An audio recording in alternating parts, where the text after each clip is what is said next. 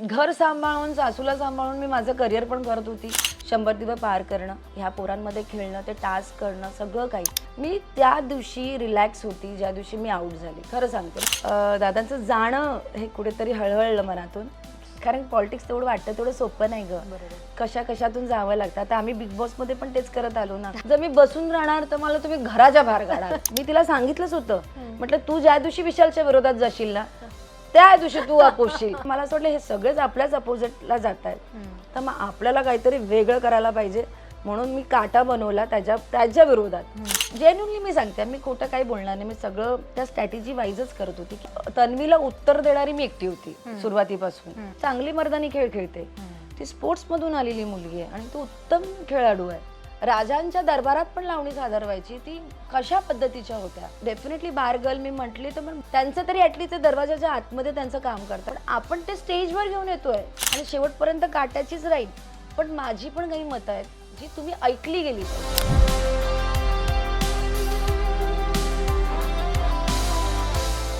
नमस्कार, मी दीपाली म्हात्रे आणि तुम्ही पाहताय Lokmat Filmy. Bigg Boss Marathi season 6चा ग्रँड फिनाले पार पडला.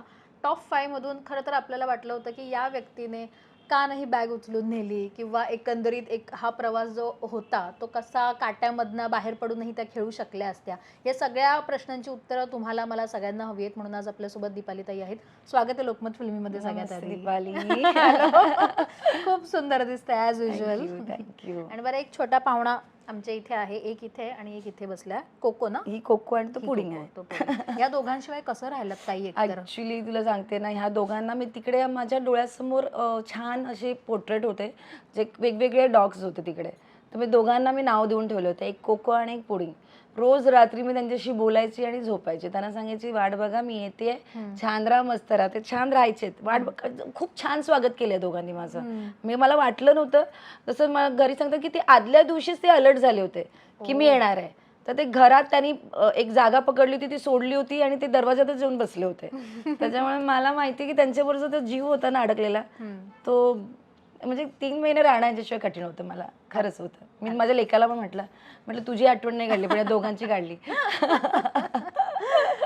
बरं, लोकमत फिल्मीनेच घरी येऊन तुमच्या मिस्टरांची आणि मुलाची मुलाखत घेतलेली, जेव्हा तुमच्या सासूबाईंविषयी आम्हाला कळलं आणि पहिल्यांदा लोकमत फिल्मीनेच ते सगळ्या प्रेक्षकांसमोर आणलेलं.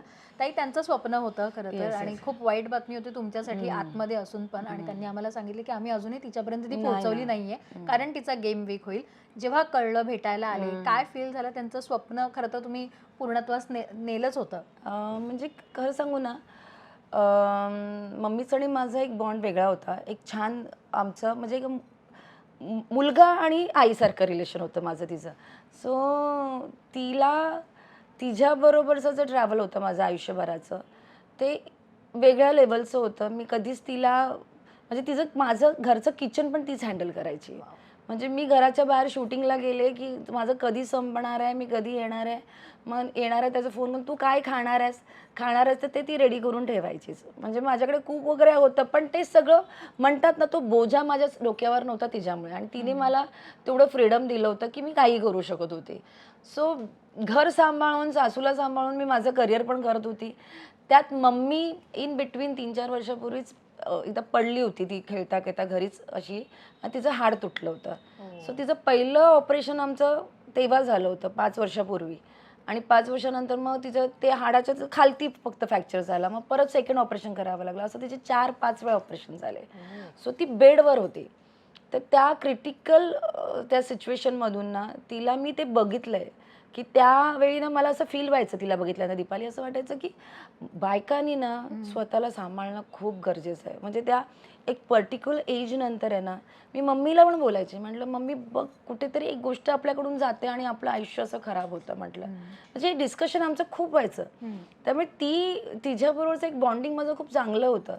आणि तिला जाताना पण मला माहिती आहे की मी बिग बॉसला जायच्या आधी 2 महिने तिला हॉस्पिटलमध्ये सगळं नीट करून, तिचं ऑपरेशन करून घरी आणलं होतं. म्हणजे ते प्लासचं ऑपरेशन पण मी करून घरी आणून तिला छान घरी बेडवर एक नर्स ठेवून ती होती. आणि तिला विचारलं पण मी जाऊ का म्हणून, तर तिने सांगितलं होतं की हो तू जा म्हणून, ऑल दी बेस्ट केलं, ट्रॉफी घेऊन ये. मला म्हटलं हां. आणि मग मी सगळ्यांना विचारून मी गेली. नाहीतरी मी शेवटच्या क्षणापर्यंत होकार नव्हता दिला. मी सांगितलं होतं थांबा म्हणून. पण मग म्हटलं की नाही ठीक आहे, सो आपलं काम आहे, छान आहे, आपल्याला करायचं आहे आयुष्यात, पुढे पुढे मी पण एज वाईज पुढे चालली आहे, हे बरोबर. पुन्हा मी कधी करणार असं आयुष्यातलं थ्रिल. अर्थात. सो मग मी ते घेतलं. हम्म. आणि नंतर जेव्हा ही गोष्ट झाली, जेव्हा हे लोक आले होते फॅमिली वीकला, जेव्हा कळलं तेव्हा मला जरा मी हल्लेच. म्हटलं अरे बापरे, म्हणजे आपण आतमध्ये आहोत आणि आपण बाहेर पण जाऊ शकत नाही आहे, आपण बघूही शकत नाही आहे आणि ऑलरेडी सगळं झालेलं आहे. सो मला असं वाटलं की आता जी झाली ही गोष्ट, ते ती आईच आहे माझी. माझ्या आईने मला कसं सांभाळलं, एक वयाच्या 20व्या वर्षापर्यंत माझ्या आईने मला सांभाळलं आणि 20व्यानंतर माझ्या सासूने सांभाळलं आहे. सो या दोन्ही आया माझ्या आयुष्यात इतक्या महत्त्वाच्या आहेत, त्या दोघांमुळे मी इथपर्यंत पोचली आहे. अर्थात. तर त्या दोघांना एक माझ्याकडनं मी काय देऊ शकते, तर हे मी काहीही जे काम करेन, जे चांगलं काम असेल, जे माझ्याकडनं होणार आहे, ते माझ्याकडनं माझ्या या आईला जी गेली तिला मी श्रद्धांजली वाहिली, की जे मी काय केलं, जे मी 100 दिवस काढले, माझ्यासाठी ते सोपे नव्हते. 100 दिवस पार करणं, ह्या पोरांमध्ये खेळणं, ते टास्क करणं, सगळं काही, ती माझीही परीक्षा होती. आणि त्या परीक्षेत पास होता होता त्या इन बिटवीन माझी ती आई गेली. त्यामुळे खूप वाईट वाटलं, फीलही झालं की की आपण त्यावेळी नव्हतो.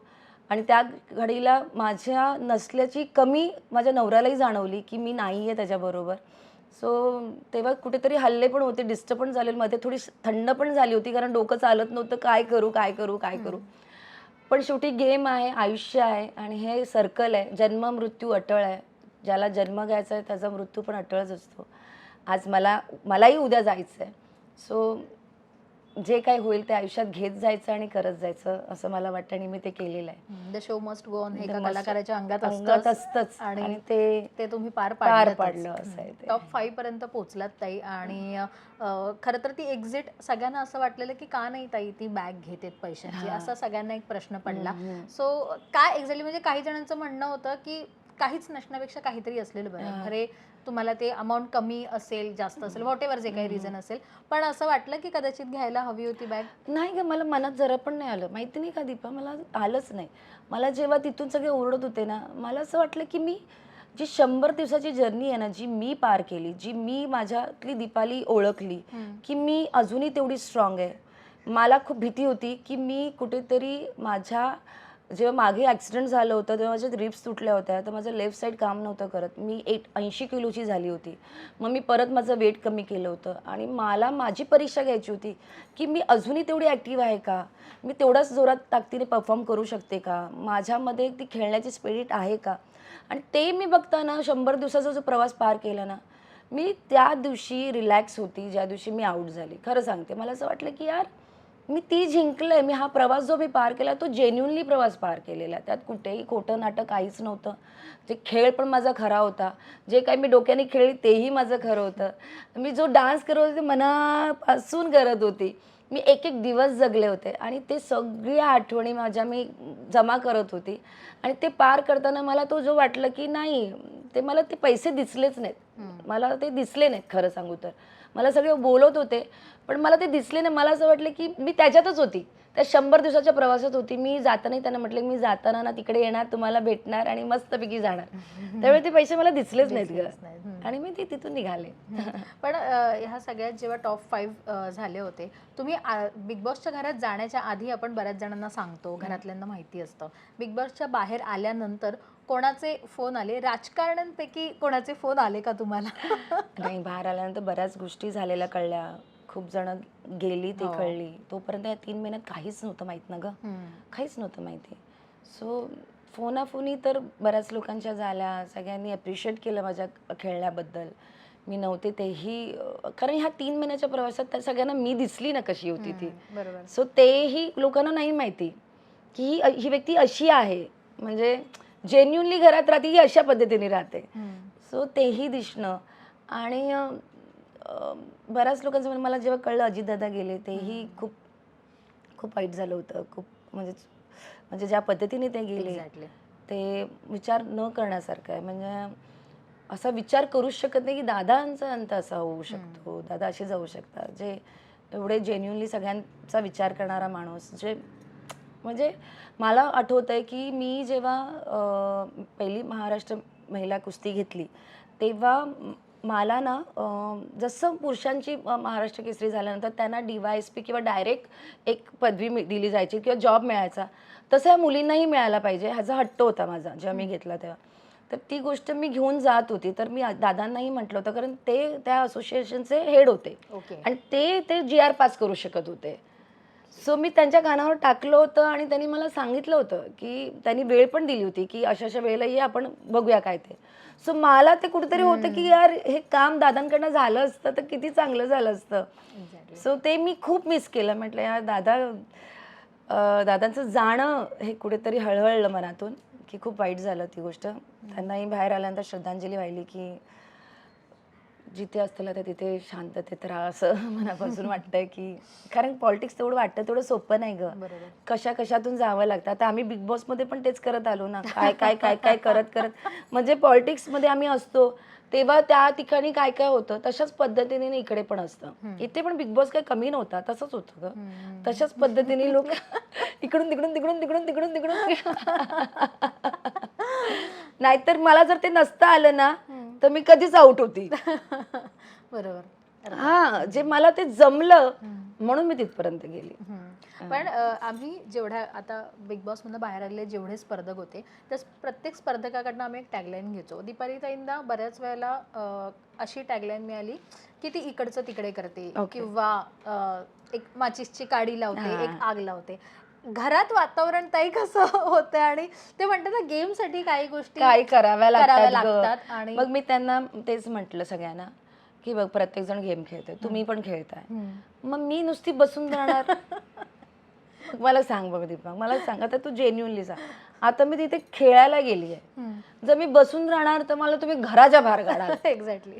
आता मला काहीतरी करायला पाहिजेत. मला काहीतरी तिथून इथून माचीची गाडी देणं हे चांगली होती. तिकडं तो अवॉर्ड मिळणं म्हणजे खूप मोठी गोष्ट. हा अगं, की ही व्यक्ती काहीतरी करतेय, ही व्यक्ती इकडून इकडे कुणाला तरी घेण्याचा प्रयत्न करते, ती एक ग्रुप बनवण्याचा प्रयत्न करते, त्याला तोडायचा प्रयत्न करते. तर हे सगळं मी गेमसाठी करत होती. नो डाऊट मी टोळीतले अनुश्रीलाही खूप वेळा मी हे करायचा प्रयत्न केला. इव्हन मी अनुश्रीला मी सांगते, ज्यावेळी अनुश्री विशालच्या विरोधात गेली त्याच्या आधी तिला मी बोललेच होते, मी तिला सांगितलंच होतं, म्हटलं तू ज्या दिवशी विशालच्या विरोधात जाशील ना त्या दिवशी तू अपोशील, हे मी तिला सांगितलं होतं मला. आणि ते हवं होतं, म्हणजे मग तेव्हा त्या मुली बाहेर निघून कुठे ना कुठेतरी दिसल्या असत्या ना. जर विशाल बरोबर राहण्यामध्ये त्या मुलींचा मायनसच पॉईंट होता, तिथे त्या दिसत नव्हत्या कोणी. ओव्हरशॅडो होता. आणि विशाल कारण तो वेगळ्या लेवलचा गेम बाज, तो ॲज अ डोक्याला जाणं म्हणजे वा वा वा वा वा असं होतं. ते खरंच खेळायचं, जो खेळत होता तो खेळत होता. आपण त्याला ॲप्रिशिएट पण केलं पाहिजे, की ज्यांनी गेम खेळला तो खेळला, तो डोकं लावत होता, त्या स्ट्रॅटेजीज बनवत होता, त्या स्ट्रॅटेजीने त्याने एकेकाला काढत गेला. मग ते कसंही असू दे, ती स्ट्रॅटेजी, अच्छा, ती कशी स्ट्रॅटेजी असू दे त्याची, पण ते त्या स्ट्रॅटेजीमध्ये तो त्याचा गेम त्याने तो बनवला होता आणि तो दुरून दिसत होता मला. आणि ते फिलिंग आली होती म्हणून मी प्रत्येक वेळी त्या गोष्टी अलर्ट करण्याचाही प्रयत्न केला, की हे होत आहे, हे थांबलं गेलं पाहिजे, हे होत आहे. जसं रोशन भाऊंचं झालं होतं, प्रत्येकाचं बऱ्याच लोकांचं असं झालं होतं. जे एक वेळ आली होती की रोशन भाऊंना बोलायची संधी होती पण ते काही रेडीच नाही, विशालच्या विरोधात जायलाच रेडी नाही. पूर्ण इन्फ्लुएन्स. मी म्हटलं होतं एकदा विशालला, म्हटलं काय हिप्नोटाईज करतोस रे, काय हिप्नोटाईज करतोस जे कोणीच जात नाही. माझी ते खूप व्हायचं त्याच्यावर बोलणं ह्या सगळ्या बाबतीत. म्हणतो मी म्हटलं पण त्याचा गेम होता, त्या गेम मध्ये त्या सगळेजण वाहत होते आणि सगळे, अरे बाल्कनी टीम पण तिथेच जायची ना, पूर्ण बाल्कनी टीम हळू त्यालाच पकडायची. तर प्राजक्ता म्हणा, सगळेच म्हणा, मग मला असं वाटलं हे सगळेच आपल्याच अपोजिटला जात आहेत, तर मग आपल्याला काहीतरी वेगळं करायला पाहिजे. म्हणून मी काटा बनवला त्याच्या विरोधात, की जेणेकरून जो असा ग्रुप असला पाहिजे जो लॉयल्टी आणि युनिटीवर चालेल, जेणेकरून तो किती काही असू तर त्यांचा ग्रुपिझम असा स्ट्रॉंग दिसला पाहिजे, की गेममध्ये कुठे ना कुठेतरी अशा दोन व्यक्ती असतात, पॉझिटिव्ह आणि नेगेटिव्ह. हा नेगेटिव्हकडे चालला होता विशाल, कुठेतरी दिसत होतं मला. मग इथे कुठेतरी आपल्याला अशा व्यक्तींना घेऊन रेडी करायचं जिथे आपण ते करू शकतो. मी पहिल्यांदा अनुश्रीला ट्राय केला होता, पण अनुश्रीचं तसं काही जमलं नाही. अनुश्री जरा तन्वीच्या साईडलाच राहिली होती. हां. मग मी तन्वीला, मला वेळ मिळाला तेव्हा मी तन्वीला घेतलं. आणि जेन्युनली मी सांगते, मी खोटं काही बोलणार नाही. मी सगळं त्या स्ट्रॅटेजी वाईजच करत होती, की असं झालं तर असं होईल, हे केलं तर असं होईल. मग नंतर मग ते युनिटीसाठी, लॉयल्टीसाठी मी त्याप्रमाणेच तो ग्रुप सांभाळला. मग प्रभू असू देत, प्रभूचे प्रॉब्लेम्स असू देत, प्रभूला त्याला बरं नव्हतं. त्याला 2 आठवडे मी त्याला बरोबर खाणं पिणं टायमावर देऊन, त्याला वॉक करून घ्यायची, त्याला पाणी पाजायची प्रॉपरली. त्यामुळे तो खूप त्याचा आजारपणावर कंट्रोल आणला होता. कारण तो खूप अंडी खायचा, प्रचंड अंडी खायचा. नुसती अंडी नाही, ती येलो पण खायचा, खूप खायचा. अगं नॉनव्हेज तर तो असं खायचा ना की त्याचं ते बंद करणं सोपं नव्हतं. मग त्याला ते घेऊन येणं, मग तन्वीला सांभाळणं, त्यात राकेशला सांभाळणं, राकेशातल्या आतला बाळाला सांभाळणं. तो कधीही पलटी खाऊ शकत होता, ही भीती होती मला.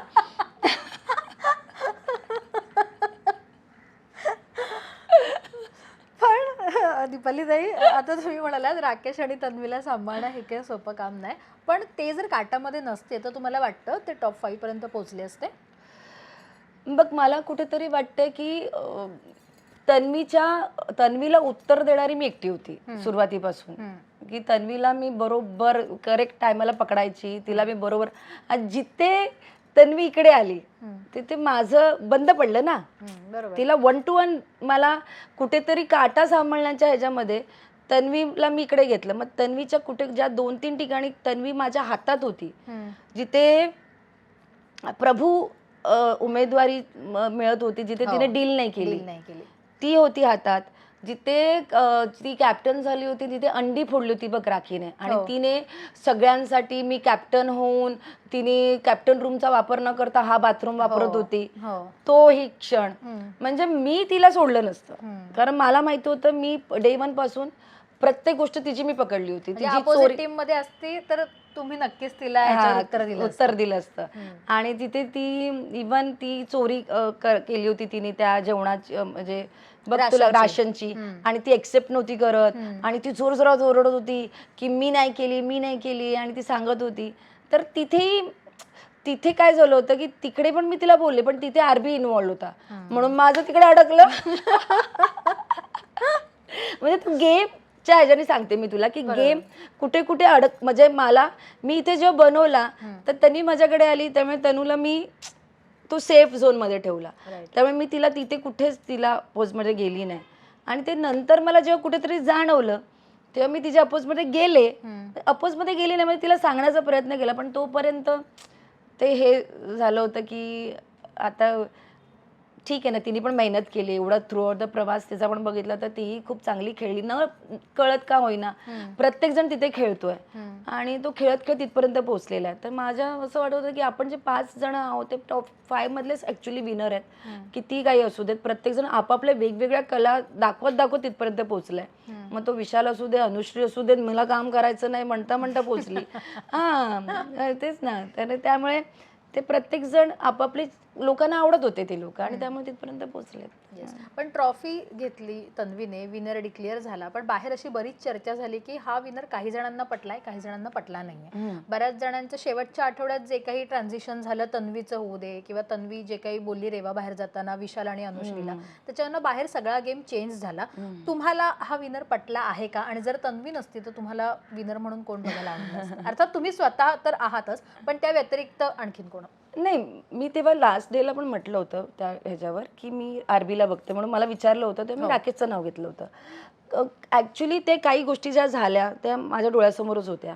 जसं मी तिला ती मला म्हणाली की माझ्याबरोबरचा बॉन्ड न होणं, आणि ते एकदा नाही 2दा बोलली ती. सो ते, आणि ते ज्या पद्धतीने बोललं गेलं, म्हणजे एक सांगणं असतं आणि एक डायरेक्ट वार करणं असतं. तिचं म्हणजे बॉन्डच नाहीये, तिचं म्हणजे हेच नाही. मग मला ते कुठेतरी लागलं की अरे आपण जेन्युनली आपण एखाद्या व्यक्तीवर एवढं प्रेम केलं, तिच्या ह्या सगळ्या गोष्टी मी सांभाळून घेतल्या, ती नकळत का होईना माझ्यावर कितीदा ओरडली आहे. आणि त्या गोष्टीला मी तिला कधीच बॅक आन्सर दिलं नाही. मी माझ्या मताच्या विरोधात गेली प्रभूच्या. मी अशा किती वेळ गोष्टी केल्या जिथे मी कॅप्टन होऊ शकत होती, जर मी थोडं तरी विशाल बरोबर तसं राहिली असती तर मी कॅप्टन झाली असती की. लास्ट मोमेंटला तर 2च ते आम्ही आणि तन्वी लास्टला होतो. त्यांनी तन्वीलाच कॅप्टन केलं, त्यांनी मला नाही केलं, कारण मी काटाटोळीचं हे आहे म्हणून. मग कुठेतरी मी सॅक्रिफाईस केलं ना प्रत्येक क्षणाला. मग ते त्या गोष्टीला घेऊन मग ते लास्टला येऊन ते सतत बोलणं तिचं, आणि मग ते पण तर झालं. मग त्याच्यानंतर ते पॅनिक तिचं होणं, ते कुठेतरी मला तो पण मला त्याच्यात एक हे झालं होतं. पण मला तिला कळलं की ती म्हणाली मला की एका वेळेला की नाही ताई, तू तुझ्या ठिकाणी बरोबर आहेस, तुझ्या ठिकाणी मी असती तर मलाही ते वाईट वाटलं असतं, तर तुझं असं वागणार. मग ती रडायची ती गोष्ट घेऊन. मग मी म्हणायची जाऊ दे ती गोष्ट. परत तेव्हा जेव्हा रेवा जात होती तेव्हा तिने जे बोलले तेव्हाही मला नव्हतं पटलं ती गोष्ट. मी म्हटलं होतं तिकडे बसल्या तर अनुश्री ते बसले नाही, म्हटलं नाही ग आता या क्षणाला नाही बोलायला पाहिजे. आणि तुम्ही दोघींना एकत्रही घेतलं, मी दोघांना की आपण एकत्र, 3 फिमेल्स एकत्र आहोत आपण. ह्या आताची जी वेळ आहे ती आपण सेलिब्रेट करूया मस्तपैकी. इतके आलो आहोत. अनुश्री आपलीच आहे, तुझी मैत्रीण तिची मैत्रीणच होती अनुश्री, आणि तरीही तिला घेऊन एवढं हे करत होती. तर मी घेतलं होतं. आणि मग राहिली गोष्ट विशालची, ती विशालला तिला नव्हतं पटत, पण माझं घरातलं भांडण होतं, घराच्या बाहेरचं भांडण नाही. हे तर बिग बॉसच्या घरातलं. हे आत्ताही जे मी बोलते हे तन्वीबद्दल, हे बिग बॉसच्या घरातलं आहे, अर्थात हे घराच्या बाहेरतलं नाहीये. सो तेवढ्या पुरती माझं मर्यादित राहिलं, आणि त्याच्या बाहेर नाही. आणि मला विशालला एकट्याला बसून सिंपती द्यायचीच नव्हती, आणि विशालला खाऊ घालणं हे काही चुकीचं नव्हतं. आज 5च लोक घरात राहणार, आपणच जेवण बनवणार होतो, आणि आपण जेवण बनवणार आणि विशालला न देणं हे मला पटण्यासारखं नव्हतं, आणि ते मी नव्हतं करत. आणि मी त्यामुळे त्याला जे काय बनवायची ते मी त्याला खाऊ घालायची. सो तेही त्यांना नको होतं. सो ते काही गोष्टी अशा झाल्या ज्या माझ्या पटण्यासारख्या नव्हत्या, ज्या माझ्या व्यक्तिमत्वाला पटत नव्हतं. सो म्हणून मग मी ते एंडला म्हटलं होतं, बाकी काही नाही. तर 4 गोष्टी याच्यातल्या दीपालीताईंबद्दलची चर्चा झाली, खूप मोठ्या चर्चा झाल्या. पहिली गोष्ट म्हणजे राधाला जे लावणीवरून बोललात ते. दुसरी गोष्ट राखी ने तुमच्या नंतर जे काय तिचं आणि राकेशचं हे झालं तर तुमच्या फॅमिली लाईफ बद्दल आणि मॅरेज बद्दल बोलली ती. तिसरी गोष्ट ती म्हणजे रुचिताने आथू केलेली ती गोष्ट. आणि चौथी गोष्ट विशाल जेव्हा बोललेला की दीपालीचं सौंदर्य किंवा तिला फीचर्स नाहीयेत, ती सोकॉल एक शब्द वापरलेला सेल्स गर्ल्सचा. तो ह्या 4 गोष्टींच्या नंतर दीपाली ताई कुठेतरी ते फ्रस्ट्रेट झालेलं का की हे का असं होतंय आणि का माझ्याबद्दल असं का होतंय? रुचिता आणि विशालने केलेली ती गोष्ट आधी मला क्लिअर करायला आवडेल. बघ, विशालची गोष्ट जी होती ती विशालने कुठल्या ह्याच्याने बोलला होता आणि काय बोलला होता ते मला थोडंसं दुःख झालं होतं. कारण विशाल त्याच्या आधी येऊन अरे हम तो फ्रेंड है, मैं तेरे साथ तो लड़ाई झगड़ा कर ही नहीं सकता असं म्हणणारा माणूस, अरे हम दोस्त आहे. आणि मी त्याच्या मागून कधीच बॅकबाईट नाही केली. मी त्याला म्हणायची आपण अपोजिट आहोत, पण मी अशा पद्धतीने कधीच बोलली नाही गेली कुठल्याही व्यक्तीबद्दल. घरात मी कधीच असं मागून बोललेली नाही आहे. सो विशाल ज्या दिवशी बोलला त्या दिवशी मला रिअली खूप वाईट वाटलं होतं. मी त्याला म्हटलं विशाल, मग त्याने मला सांगितलं की अरे नहीं यार ऐसा नहीं है, वो क्या बोलते वो बहुत खूबसूरत लड़कियां होती है पर इसका मतलब बुरे नहीं, मेरी पसंद दीपिका पदुकोण है. म्हटलं आता हे आता काय बोलायचं, आता हे काय बोलायचं ह्या गोष्टीवरून, त्याच्यावर काय वाद घालू, हे दिसणं आणि हे करणं. पण नाही बोललं पाहिजे होतं. तुला खेळ खेळायचा आहे ना, तू खेळ खेळ. तुला मी तुझी दुश्मन आहे ना, मी तुझी दुश्मन आहे घे. पण माझा विषय घेऊन एखादी अशी गोष्ट घेऊन तू त्या मुलींबरोबर चर्चा करतोस ते नाही करायला पाहिजे होतं. ते मी त्याला म्हटलं की मला नाही आवडलं, ते येऊन सॉरी म्हणून गेला होता. आता काय ते देवाने ते सॉरी शब्द देऊन गेलाय ना, मग ते सगळं संपतं. सॉरी म्हटलं की फिनिश. पण तो तुम्हाला बोलायचा ना की बाहेरूनही तुम्ही छान ओळखता, एकमेकांचे मित्र आहात, तरी त्यांनी ते वक्तव्य करणं हे कुठेतरी नाही करायला पाहिजे होतं. त्यांनी ती गोष्ट नाही करायला पाहिजे होती. तर ते मला नव्हतं पटलेलं. ते इवन रुचिताचं काय झालं तर रुचिता चांगली प्लेअर होती, छान खेळायची. मला वाटायचं ह्यांच्यामधली भांडणं नाही, तिन्ही मुलींमध्ये ना खूप एकमेकांबरोबर भांडणं असायची. तन्वी, रुचिता, अनुश्री कितीही ते एकत्र असले ना तरी ही माझ्यापेक्षा वरचढ किंवा ती माझ्यापेक्षा पुढे जाऊ नये असं गेम आहे ना. ही राहू ती नाही, एकमेकांना कॉम्पिटिशन होती. म्हणजे ह्या दोघांपैकी मला ठेवाल, ह्याला नाही ठेवणार, त्याला त्यामुळे ते ह्या ज्या प्रकार होते ना तिथे आतमध्ये ते बघण्यासारखे होते ऍक्च्युली. तुम्हाला तर तेवढंच दिसायचं ना बघायला, पण आम्ही तर 24 तास ते बघायचो ना. तर रुचिताचं काय झालं, ती गेम चांगली खेळत होती, पण गेममध्ये ना तिला कळलं नाही की तिची भाषा कुठे कुठे चालली. घसरते. आणि त्यात रुचितापेक्षा मी म्हणेन की तिच्याबरोबर बसणाऱ्या उठणाऱ्यांची पण चूक होती की तिला वेळेत स्टॉप करणं, की बाबा सांगणं की हे नको करूस. रुचिताने ती गोष्ट कुठे केली होती, रुचिताने केली होती राखी ज्या दिवशी घरात आली होती आणि तिने जे धक्का दिला होता सगळ्यांना, आणि जेव्हा तन्वीला धक्का दिल्यानंतर ती बाहेर आल्यानंतर तन्वीच्या भांडणामध्ये तिने सगळ्यात पहिलं तिकडे केलं होतं. मग मी बघितलं, मी म्हटलं अरे कोणी बोलत का नाहीये, हे कोणीतरी सांगितलं गेलं पाहिजे की हे चांगलं नाही दिसणार, ह्याच्याने रुचिता वेगळी दिसेल बाहेर. आणि हे मला ना, मी खूप मागून बोलली की हे विशालने सांगितलं पाहिजे, हे विशालने केलं, विशालकडनं गेलं पाहिजे ही गोष्ट, तेव्हा रुचिताला ते कळेल. कारण विशालला, मग मला वाटतं विशालने दुसऱ्या दिवशी तिला बोलला असेल कदाचित, पण तिने काय केलं हे कधी कळलं, त्यांनी बोललं जेव्हा मी बोलल्यानंतर त्यांनी त्याला सांगितलं की मग ती, तुला माहिती आहे राखी कशी आहे, मग राखी येणार ती पोक करणार, मुद्दामून हे करणार. तर तिने काहीतरी बोलली आणि मग ती बाहेर आली रुचिता. बाहेर आली तर आमचं सगळ्यांची सर्व 2 टीम होती, तर आमचं सुरू झालं. मग त्यात रुचिताने जे ॲक्टू सुरू केलं, मग मला असं वाटलं की कुठेतरी आपण हिला सांगायला पाहिजे. मग मी तिला म्हटलं की बघ काही नाही आहे, सगळ्यात पहिली गोष्ट आपले आई वडील बघतात, त्या आई वडिलांना कसं वाटेल, मग शिक्षकांना कसं वाटेल, कारण ती चांगली मर्दानी खेळ खेळते, ती स्पोर्ट्समधून आलेली मुलगी आहे आणि ती उत्तम खेळाडू आहे. मग आपण जे उत्तम खेळाडू आहोत तर आपल्याला अशा सगळ्या गोष्टी करायची गरजच नव्हती. हे करून तू दिसणार नव्हती, हे करून उलट चुकीचं गेलं ना मार्केटमध्ये. त्याच्यामुळे ते रुचिताचं हे झालं, मला ते कुठेतरी वाटलं की नाही. मग ते 2 गोष्टी तिथे रुचिताचं गेलं, मग ती रुचिता आऊट झाली. राधाचा फर्स्ट डे, येस राधा. अगं मग राधाबद्दल ना आम्ही ना नॉर्मल कन्व्हर्सेशन चाललेलं आमचं डायनिंग टेबलवर. पहिलं जेव्हा डिस्कस होता होता, मी माझ्या मनातली फिलिंग सांगत होती की महाराष्ट्रामध्ये इतक्या छान छान लावण्या करणाऱ्या, इतक्या कुठून आपण सुरुवात केलेली आहे, ज्या गोष्टीला आपण महाराष्ट्राची शान म्हणतो, ज्याच्यावर आपण म्हणजे राजांच्या दरबारात पण लावणी सादर व्हायची, ती कशा पद्धतीच्या होत्या, ज्याला सुंदर एक साज शृंगार होता, ज्याला एक वेगळं वलय होतं, ते तुम्ही आता आजच्या जर तुम्ही स्टेज परफॉर्मन्स बघाल तर ते काहीतरी वेगळ्या लेवलला घेऊन गेलेले आहेत सगळेजण.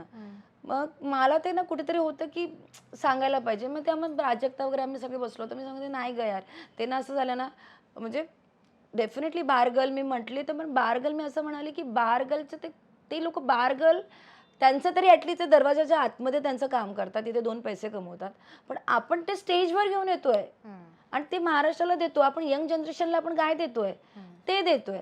यंग जनरेशनला मला नाही वाटत की आपण आपल्या महाराष्ट्रातल्या लावणीला जर प्रेझेंट केलं तर त्यांना ती आवडणार नाही, ती आवडणार अगं.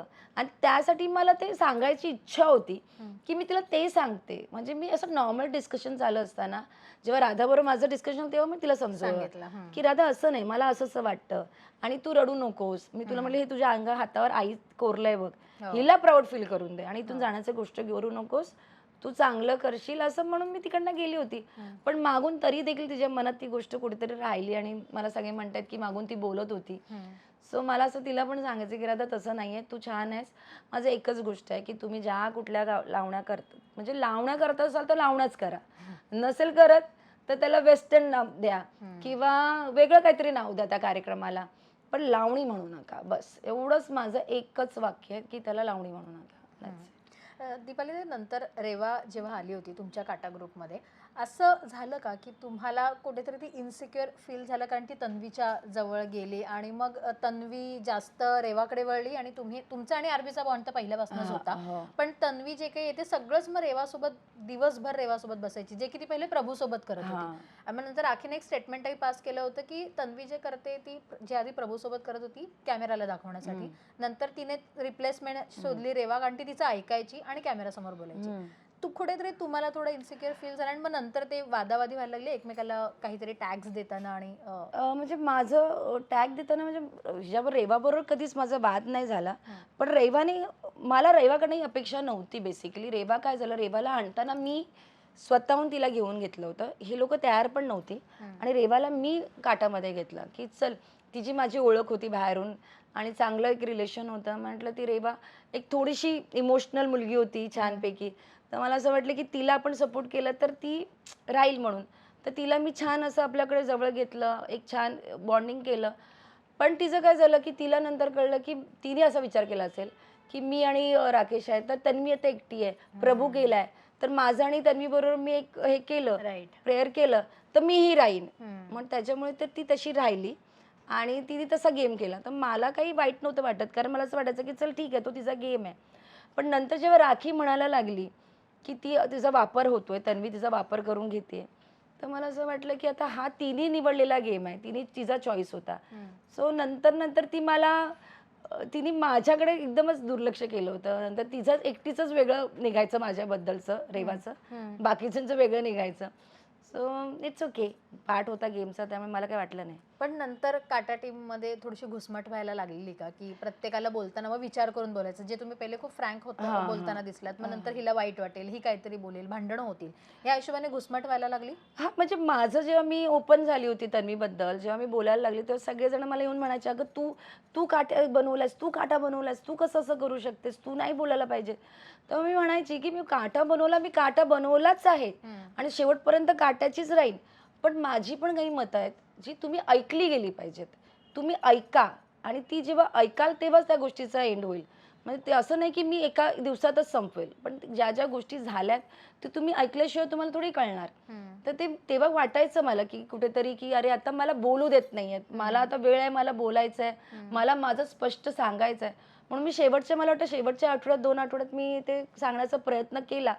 पण मला कुठेतरी वाटायचं, की नाही तन्वीला त्या गोष्टीचा त्रास होईल किंवा माझ्यातला एक तो काय म्हणतात ना, तो इमोशनल जे लपलेला आहे ना, हां, ती कुठून तरी ती आई उडून बाहेर यायची. एक्झॅक्टली. ती आई अशी जंप मारायची ना, की ती जंप मारली, की संपलं. सगळं संपलं, सगळ्याचे विसर पडायचा मग. हम्म. पण अनुश्रीने एक दोनदा ताई तुम्हाला सांगायचा प्रयत्न केलेला, की ताई तू ह्या सगळ्यांमध्ये कुठेतरी मागे पडतेस हां. आणि सगळे वर जात आहेत आणि तू ह्या सगळ्यांना सांभाळण्याच्या नंतर तुझा गेम थोडासा वीक पडतोय, तू सोड आणि तू इंडिव्हिज्युअली खेळायला चालू कर, ते जास्त बेनिफिशियल राहील. काय वाटतं तुम्हाला, असं करायला हवं होतं? मला असं वाटतंय बघा, आता मला माझ्या डोक्यात जेव्हा मी काटा फॉर्म केला होता ना, तर लॉयल्टी आणि युनिटीला घेऊन केलेला.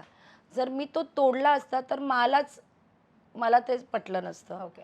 आणि मला जर जर ती गोष्ट कळली असती की खरंच माझ्या मागून बॅक बिचिंग होत आहे किंवा माझ्याच गँगमधले ग्रुपमधले लोक असं बॅक करतात, हे जरा सुद्धा मला अंदाज आला असता ना, तर कदाचित ती गोष्ट मी थोडीशी आधी हे केलं असतं आणि तोडला नसतं. पण मी त्याच्यावर डेफिनेटली काही ना काही ते डिसिजन घेतलं असतं.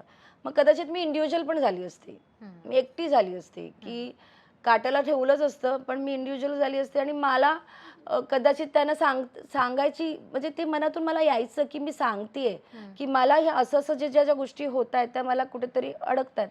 पण आमचा ना ग्रुप चांगला बनला होता, एक बॉन्ड झाला होता. म्हणजे किती आम्ही भांडलो ना, तर रात्री एकत्र यायचो आणि केळी चपाती खायचो. खरं ती केळी चपाती साखर टाकून आम्ही खायचो. त्याच्यामुळे ते किती भांडलो ना, की रात्री एकत्र यायचो. त्यामुळे असं वाटलं होतं की जाऊ दे, आता इथे एवढं सगळं दिवसभर झालं तर एंड सुख तर आहे. मग सुख जिथे मिळते ते थांबलं पाहिजे. तसं होतं ते. नक्कीच. टास्कमध्ये खूप उत्तम खेळलात तुम्ही ताई, आणि जेवढं आम्हाला वाटलं होतं की ताई परफॉर्म करू शकतील की नाही, पण टास्कमध्ये तुम्ही खूप छान परफॉर्म करून दाखवलं. एक मदरली फिगर म्हणून तिथे छान सगळ्यांच्या सल्लागार देखील बनलात आणि प्रत्येक वेळेला सगळ्यांचे कान देखील तुम्ही ओढले आहेत काही चुका झाल्या तर. आणि तेवढ्याच गेम वाईजही तुम्ही स्ट्रॅटेजी खूप छान आखलीत आणि म्हणून तुम्ही टॉप 5 पर्यंत पोहोचलात. आता ह्याच्यापुढे आम्हाला तुम्हाला बघायची खूप इच्छा आहे. काय नवीन प्रोजेक्ट्स घेऊन येत आहेत त्याचीही उत्सुकता असेल. नक्कीच दीपाली. मी खूप काही प्रोजेक्ट्स आहेत माझे आता लाईनअपला. आताच एक स्क्रिप्ट रेडी झालेली आहे, ती लवकरच आता त्याचं हे करेन, मी लॉन्चिंग करेन. म्हणजे आत्ताच 8 मेलाच होईल ती. अच्छा. हा वाढदिवस आहे माझा, वाढदिवसाला शुभेच्छा करा. आम्ही आत्ताच ॲडव्हान्समध्ये हॅपी बर्थडे म्हणतोय. सो ते आहे. म्हणजे माझ्या साड्यांचंच लॉन्चिंग आहे. वाव. मग भरपूर गोष्टी अशा आहेत ज्या आयुष्यात खूप दिसणार आहे तुम्हाला. सो ही दीपाली तुम्हाला खूप वेगळ्या, आधीही काही ना काहीतरी वेगवेगळं घेऊन येत होते, आणखीनही काहीतरी वेगवेगळं घेऊन येणार आहे. त्यामुळे तुम्ही सतत बघत राहा मला आणि मी अशीच राहणार आहे शेवटपर्यंत. येस. थँक्यू सो मच ताई आणि खूप शुभेच्छा आहेत आणि इतक्या मस्त जी काही एवढी छान आम्हाला तुकतुकीत स्किन दिसते ही जी काही एनर्जी आहे पॉझिटिव्हिटी आमच्यातही येऊ दे Yes. आणि असंच छान मस्त काम करत राहा आम्हाला खूप बघायचं तुम्हाला काम करताना नक्की thank you so much and all the very best thank you thank you Deepa thank you thank you Maharashtra